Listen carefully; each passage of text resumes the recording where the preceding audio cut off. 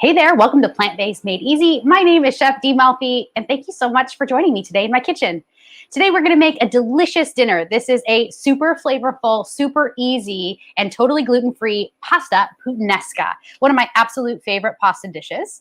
This is a wonderful kind of historical dish. It's classically Italian, and it always contains things like Kalamata olives, capers, and today we're actually going to swap out traditional pasta that contains gluten, and we're gonna use an amazing pasta made only from one ingredient, beans. I'm going to use edamame fettuccine from the only bean today. I'm really excited. So the first thing that I want to do is actually cook my pasta. So let's get this in the water and then we can talk about all the rest of the ingredients. I have my water boiling right next to me. All right. And you want to do this too. It's about 5 quarts of water right here. I'm going to just season the water, okay? Very important step. If you don't remember anything from today's episode, the first thing that you can do to like make your recipe even better than it ever will be before you used to not season your water is season your water. You want to definitely season your water. It should taste like the ocean. Get it boiling and then season it, all right? Now we're gonna add our edamame fettuccine, and I've never used this pasta before, so this is totally an experiment on camera. I'm really excited. Here is the edamame fettuccine. Looks like regular fettuccine, it's just kind of green. It has that edamame. And I'm gonna throw it right, I think I need to cut this open. I'm gonna throw it right into my boiling water. And get yourself a lot of boiling water, like use a very big pot. Dunk it right in and just let it have a bath. Give it a mix with a pasta fork. I'm gonna use my heat resistant pasta fork and mix it right away. I'm not gonna cover it. I'm actually gonna put the cover right in the sink so it's out of my way. And I love this pasta. You can use any gluten-free pasta that you want. But I'm actually trying this because I've never had success with pastas made with beans. Just really quickly, I want to show you, this is what it says on the back of the box. This is a really cool box. It actually compares different pastas. So it compares this only bean pasta with chickpea pasta, lentil pasta, quinoa pasta, spinach pasta, and wheat pasta. And guess what actually has the most protein? It's going to be this one. The edamame fettuccine has 44 grams of protein compared to wheat pasta, which just has 12. Spinach pasta, which just has 7 grams, quinoa pasta, which just has 5 grams. Interesting, right? The fettuccine edamame, which we're using, has 44 grams. That is a ton. And I really, really love that it's simple. It only takes about 3 to 5 minutes to cook. So I'm going to kind of stand by. I want to cook my pasta first, and then we'll get into the sauce. But let's talk about the ingredients for the sauce so you can kind of like know what's coming, all right? So we're going to make a spice mix. And this is going to be all the flavor agents for this dish. This is going to contain onion powder, garlic powder, dried minced chives. I'm going to use some dried basil as well. And then I have some fresh oregano from the garden. This looks amazing. I'm going to throw some of that in with some sea salt, some black pepper, and of course, red pepper flakes, because puttanesca pasta is not puttanesca pasta without having at least a little bit of spice. All right, so we're going to use that. I'm also going to make a skillet of a bunch of different ingredients like onions. I'm going to mince some garlic. I'm going to throw in some vegetable broth, some water. I'm also going to throw in some capers, some Kalamata olives, some tomatoes that are diced. And we're going to use an amazing bean, which we talked about yesterday if you watched our show. We're going to use the navy bean today. Now, these are dried. You can see it's nice and white. Do you see the color? Kind of gorgeous, right? I love the navy bean because it's super duper white. And I'm going to use the canned version today in our pasta. It's going to be phenomenal. Hi, Marie. Hi, Berta. Good to see you guys. All right, so this is cooking up. One of the best ways to check to see if your pasta is ready is to throw it against the wall. We're not going to do that today, but that is one of the best ways. Or you can just kind of bite it, taste it. Oh my gosh, that's so good. Like I said, I've never used this pasta before, but I asked if they would send me some samples, and they did. So thank you so much, The Only Bean. Thank you, Brian. I appreciate you. It's really tasty. It really only does have one ingredient. It's organic edamame beans. It's yummy. Some of these other bean pastas contain fillers, so they sometimes will use like grains and beans to make pasta. But this one really only contains the beans itself, and so that's why it cooks really, really fast. All right, I think that this is ready to go. And don't worry, you can actually cook it al dente. And what al dente means is to the tooth. So you don't have to worry about cooking it all the way through, but this tastes really, really great. I'm gonna grab it from my pasta water and then I'm gonna drain it. I have a colander right here inside of a bowl. And this is to the tooth. This is totally nice and al dente. I can tell. Oh, this looks so good. Question? Here's a question. Yeah. All right. Where can I buy this product? This is from Roberta. You can actually get this product online. You can check them out on Instagram. I'm sure they have a website. I know that they have a website. It is called The Only Bean. The Only Bean is their name. And you can purchase products right directly from them. I believe they're in some retailers too. I don't know much about where they sell their products, but I'm very excited to try it. So find it online and give it a whirl. All right, so I think I have all that pasta. I'm going to just clear my decks here. I want to remove my pasta water, excuse me, while my back is turned. I need a trivet. I'm going to get rid of this water later. I'll just quickly mention too, they have a couple other types. They sent me the black bean spaghetti, yum, and then soybean spaghetti, yum, love it. And these are all comparable, about 44 to 43 grams of protein in each. Cool company. All right, so we've got that. Now let me get a skillet. Let's begin with our skillet ingredients. I'm gonna get my pan on medium. And I'm just gonna hit it with a little bit of EVOO, like a tablespoon, not more than that, right? And I'm gonna start with a yellow onion.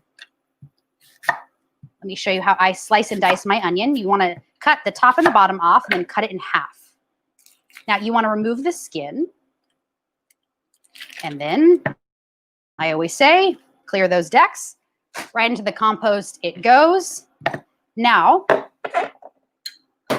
we have 2 onion pieces. I'm going to take my chef's knife and I'm going to hold it with my palm and run my knife right through this, not going all the way to the center. And what I'm doing is making like 1/4 inch planks.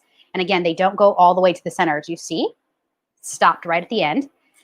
Then I'm gonna turn it perpendicular and then go the opposite direction. I'll do it one more time with the other half. This is the best way to actually dice your onions quickly and evenly without as many tears. All right, now bring it to that first position and run your knife over it again. Because we've gone perpendicular with our knife cuts, we should have evenly diced pieces ready in seconds. Cool, right? Easy. All right, throw in my yellow onion and let that go. I have a little bit of extra virgin olive oil in my pan. You could use no oil. If you are whole food plant-based, you can just do a tablespoon or so of water. That would be fine. You can rinse this pasta. Actually, the ingredients, the instructions on the box say to do it, but I'm not going to do that. I'm actually just going to let it sit here. I think I might throw on just a little bit of olive oil just to kind of make sure that it doesn't stick. It's looking good so far. All right, so I've got my onion working. Now I need some minced garlic, which I'm gonna grab here. I have my minced garlic in my little tiny garlic holder. I want 2 cloves of minced garlic. That's a small clove. I'm gonna do 3 because these are so small. I'm going to give it a whack. You can mince this by hand with your chef's knife. That's what it means when I say by hand. Or you can throw it in a food processor. I think because these are so small, and because I always do it, what I meant to say is garlic press, not a food processor. But because these are so small, I'm going to do it just with my knife, and it's just easier, right? And I'm releasing the allicin and activating the allicin. That's the antiviral, antibacterial property in garlic. And then just giving this a quick mince. Oh my gosh, it is super duper hot in here. That's why my face is cherry red. It is like blasting heat all over the United States. It is definitely like hot, hot air outside from like 6 a.m. all the way until like midnight where we live. How's it the weather where you guys are? It's hot too. All right, so I've just minced my garlic. That's gonna go right in. Let me get a heat-resistant spatula. All right. Cool. This is perfect. Now I'm going to let this cook down If you have any questions along the way, you guys, about this recipe or any of our past recipes for that matter, or about plant-based eating and living in general, let a sister know. I'm here for you. I can see who's here. Hello, everyone. So yeah, if you have a question, drop it in the comment box and Danny will pop it on the screen for you. I want to hear from you too. All right, so that's working hard. Now, I'm going to let that continue. Let's make our spice mixture. All right, so in this little bowl here, I'm going to make my spice mix. The first thing that I need is onion powder. I'm going to use about a couple teaspoons or so of each of these ingredients. Let me grab it. Perfect. 1 teaspoon of garlic powder, which I have here. I'm using Thrive garlic powder because I like it. Also going to use a teaspoon of, I meant to say onion powder. That's onion. Onion powder. Now the next is garlic powder. You can use 1 teaspoon of this as well. I'm eyeballing it there. And then I'm going to use a tablespoon of freeze-dried chives. Look at these. Love these. These are really great for making ranch dressing. You can put this on popcorn. It's really yummy. I love using it in sauces like we're doing today. A tablespoon of that. We're also going to use, you can use dried parsley or dried basil. I'm going to use dried basil though. And I'm going to use 2 tablespoons of the dried basil. 1 and 2. I'm also going to use some oregano. Now, I didn't have dried oregano. I'm going to use fresh though. But first, let me just mix my onions. This is looking good. All right, dried oregano, regular oregano. If you're using dried, you can use, let's see, you can use about 2 teaspoons or so. Because we're going to use fresh, I can use about a tablespoon. Fresh tends to be less potent than the dried oregano. Dried oregano has a very, very strong flavor, but the fresh is more mild. It's also really pretty. So I'm just like taking this, look at how gorgeous this is, right? Right from the plant itself and removing it from the stem, just taking the leaves off.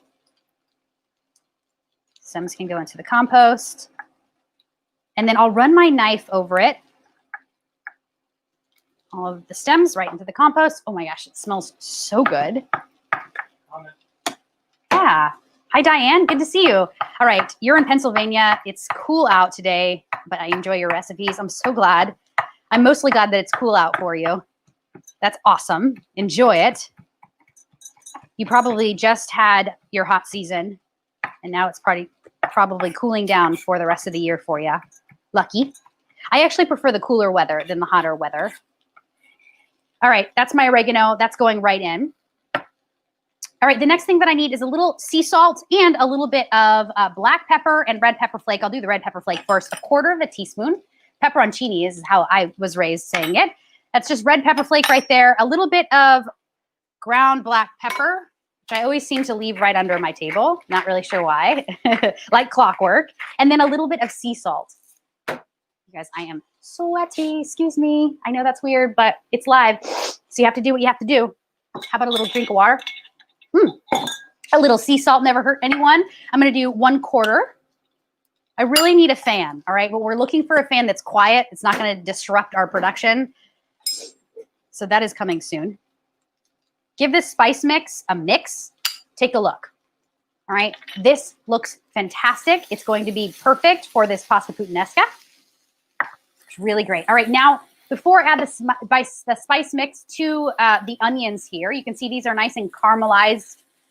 I'm going to add the other ingredients, the skillet ingredients. You can add everything else listed in the recipe. So the first thing I'm going to add is 1 cup of vegetable broth. And I'm using this here, Pacific Foods, organic vegetable broth, just 1 cup. And I like these little tiny containers. It's 8 fluid ounces, so this is going to be a perfect cup.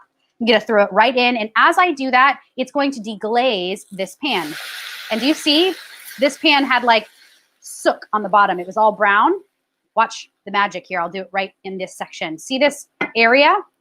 Let me really show you. Let me like really show you. See this area? This is called sook. All this like brownness. I'm going to deglaze it and it literally comes right up. You see that? It kind of just like comes up naturally. Add the rest of it and you have like cleaned your pan and you've added more flavor to your dish. All of that sook, those brown bits, when they get deglazed, they just come into the dish themselves and they are really great. Now I'm also going to use 14.5 ounces of canned petite tomatoes. These are organic. Yes, I do want to use organic here in the United States. Definitely organic for any of my tomatoes, canned or fresh. All conventional tomatoes, if not all, most, like we're talking 90%, are genetically modified organisms here in the US. And they do not have to be labeled as such. So there's no way for us to know if our conventional tomato is GMO or not. But we do know from what we know on the back end from the USDA's information that's all public that yes, all conventional tomatoes, if not a high 90%, are GMO in the United States, but they do not have to be labeled. So always get organic. I also want to use a little bit of baking soda. Now you're probably wondering, oh, this is a weird ingredient. This is really going to help sort of like alkaline those tomatoes. They're really acidic, these tomatoes, and I want just 1/4 teaspoon. This is going to help it out. It's going to help make these tomatoes a little bit less acidic. So it's easier for digestion. It's going to be fantastic. I'm also going to use some tamari or reduced sodium soy sauce, about 1 tablespoon. It's really just for the color and the umami. Now we often talk about umami in my recipes, and that's that sixth experience on the taste bud, on the palate, that actually is that like salty umami flavor. It's really, really important for a dish like this. Traditionally, pasta puttanesca uses anchovies, but because we're plant-based and vegan, we aren't going to use anchovies. We're going to let them stay in the seat with their anchovy mommy and daddies. All right. And so instead, we're going to use a little bit of soy sauce. It'll be really great. I'm also going to use 3 tablespoons of nutritional yeast. I love this stuff. You guys know it. This is Bob's Red Meal. This is large flake nutritional yeast, but you can use any kind, any size flake. Nutritional yeast is fantastic. And I'm going to use an amazing, I'm going to use 3 tablespoons in this, and it's going to give it an amazing creaminess. 3 tablespoons. There we go. A tablespoon.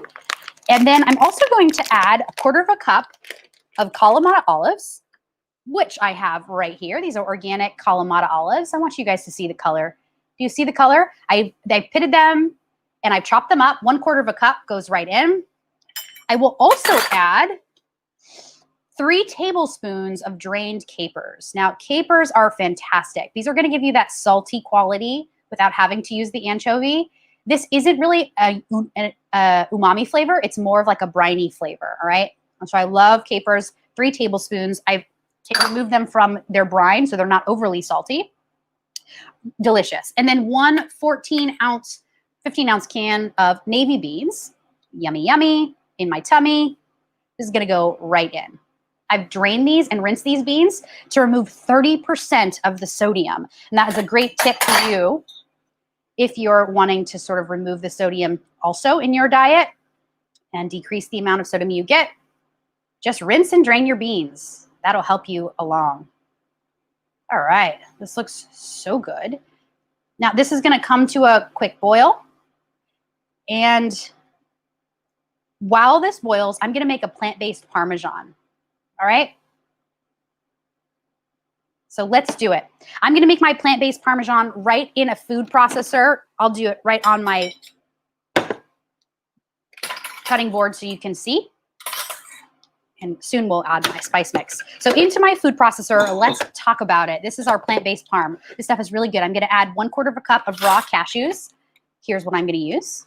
And plant-based parm is so good because it's versatile. You can use it on a lot of different things. Popcorn again. Tomatoes, you can use it like on baked tomatoes. You can also use it on inside of sauces. You can use it in lots of different applications. I'm also going to use slivered almonds. So I'm calling this my fancy plant-based parm because some of you have known that I've done this recipe on here before, but I make it really quick and simple. I've never used raw slivered almonds in it, so this is the fancier version. I'm just going to open up this bag here, and I like to just slice the corner. All right, and I'm going to use how much? 1/4 cup as well, so equal parts. I am following my recipe inside of my August 2020 cookbook, you guys. Get into it. It's available for you for download. It's so fun. All right, I'm going to use 2 tablespoons of nutritional yeast. This is 1.5 tablespoons. That's why I'm using a little bit less. I'm not doing a full tablespoon there. 2 tablespoons of nutritional yeast. Again, here's what nutritional yeast looks like. This is Bob's Red Meal. Trader Joe's has their version. Whole Food has their version. I'm sure Safeway has their version as well. So buy this. This is a an amazing plant-based and vegan delight because it gives you your daily recommended amount in just 2 tablespoons of vitamin B12, which is really important. And then a little sea salt and a little bit of garlic powder, about a teaspoon of sea salt. There we go. And about a teaspoon of garlic powder. Where are you? There you are. Sodium question. What is it? All right. Marlene asks, does this have a lot of sodium with soy sauce, olives, and capers? Great question. So Marlene, I actually took the capers and the Kalamata olives out of the brine. So we're going to cut that sodium almost completely, right? There's going to be a little residual sodium in it, but not as much as if you were to use some of that brine. I need to pat my face, excuse me. And, oh my gosh, I'm really sweating. And you can also count on, if you rinse your beans, 30% less sodium in that. So you shouldn't worry too much. But I also want to just remind you that I'm using reduced sodium soy sauce. Oh, there we go. This is the can. You can see that it has a label here, reduced sodium. I highly recommend buy soy sauce or tamari if you aren't eating gluten-free soy that's reduced sodium, all right? I highly recommend enjoying a low sodium diet. I don't necessarily need to cut all of the sodium out, but certainly a lot of it. All right, so I'm going to now add everything to this food processor, cover it, and then pulse, pulse, pulse.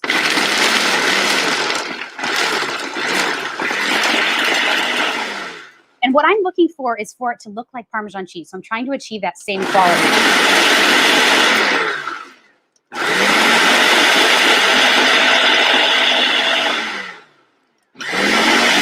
Looks good. All right, so I really like my Parmesan kind of on the chunkier side. That reminds me of those beautiful milk crystals inside of Parmesan cheese back in the Dizze when I used to eat cow's milk Parmesan. I'm Italian, so I ate a lot of it, right? And I loved the large kind of flake Parmesan, all right? So I'm only gonna take my food processor. I'm gonna do an overhead cam and show you this. Let me show you. Look, right? So you can see it's kind of like a large ish flake, right? This looks and mimics just like regular Parmesan cheese, literally. I'm just going to scoop some into a bowl. I think maybe you'll see it better. This stuff is so good. Now, you want to keep this in a refrigerator in a glass mason jar with a lid. This will last up to a month in your refrigerator. Keep it right in my refrigerator door, and we pop it on top of everything. I know I mentioned a few uses, but I forgot my favorite, which is right on top of salad. I love cheese on my salad. I used to do cow's milk cheese on my salad often, right? But now I make plant-based cheeses, and this is one of my favorites because it's going to be like a salad topper, but it's also going to give you your daily vitamin B12, and it gives you that cheesy quality and that sodium salty quality without a lot of sodium, and certainly with no animal cheese. All right, so this is great. I'm going to add my spice mixture right in, and you guys, we are nearly there. The spice mixture, I just want it to drop in now, mix it up. I like to add this spice mixture kind of towards the end. When I add it at the beginning, I've tried this, it kind of melts away, and all of those herb flavors, they get lost. So if I add them at the end, it sort of kind of heightens or brightens the dish right at the end. Make sense? It's really kind of a great tip too, especially if you're using dried herbs and fresh herbs. You want to like use that lightness, that brightness of the herbs in your dish. All right, that looks great and perfect. Now let's build our pasta. I think what I'm going to do is make it inside of this bowl here.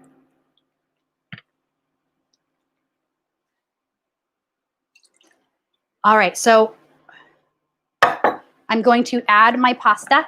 You can actually add it right to the saute pan, but I'm going to do it in a big bowl because it'll just be easier for me to mix.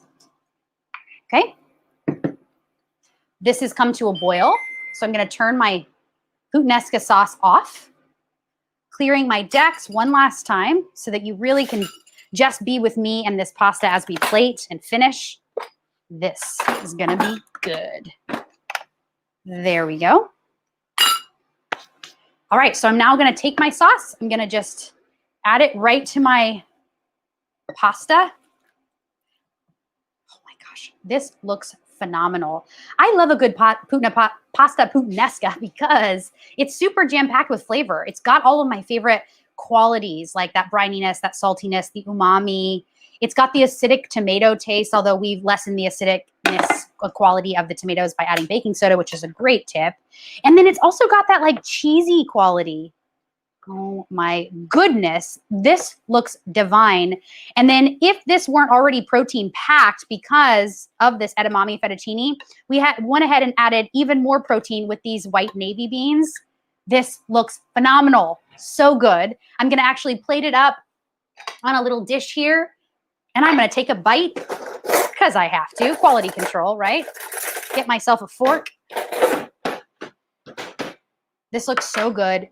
Even on a hot day, I will not say no to pasta. This edamame fettuccine, which we're using as the pasta made with just one ingredient, the edamame, looks amazing. It took, you guys saw, it took like literally 3 minutes to boil up in 5 quarts of water. Oh my gosh. One of the great best things about plating pasta is that you want it to actually be as tall as possible. So in restaurants, if we can make our dish as tall as possible, the better. This looks divine. This is going to go behind me. Yes, there we go. Pasta, Parmesan. Gonna sprinkle it on. That's snowflakes. If you sprinkle high, you'll actually capture much more surface area. All right, give it a second to cool down. All right, that's me cooling it. And I'm gonna dig in because I need a little bite. I need everything, a little caper, a little bean, a little Kalamata olive, a little tomato. I'm gonna show you on the overhead cam. Dan, help me out. Dan, help me out. Yeah, there we go. It's good, right? Here we go. Oh man. Wow, is that yummy. Literally better than I thought. So yummy. I absolutely love this dish. It's actually quite nice. Even on a hot day, and yes, I know that I'm sweaty, it's still yummy because it's got that kind of brightness from the herbs. Yummy, yummy. I love this dish. You guys, I hope that you'll consider making it. Download this cookbook, the August 2020 Plant-Based Made Easy cookbook. I'm so in love with the recipes in here. I wrote them. I love them. I've been cooking them along the way. Every single day we feature one of the recipes out of this book. Today was our dinner day. Really fun. I thought it would take a lot longer than it did. I know this was a little bit longer episode than normal, but this one is really good. Try it and make it your own. Tomorrow we're going to do our snack recipe. We're making rosemary garlic beet chips. They are going to be amazing. I hope to see you tomorrow and on Friday as we wrap up our amazing week 3 of the August 2020 Plant-Based Made Easy cookbook. Thank you so much for being here. Have a wonderful rest of your day, and I'll see you next time. Ciao for now. Peace.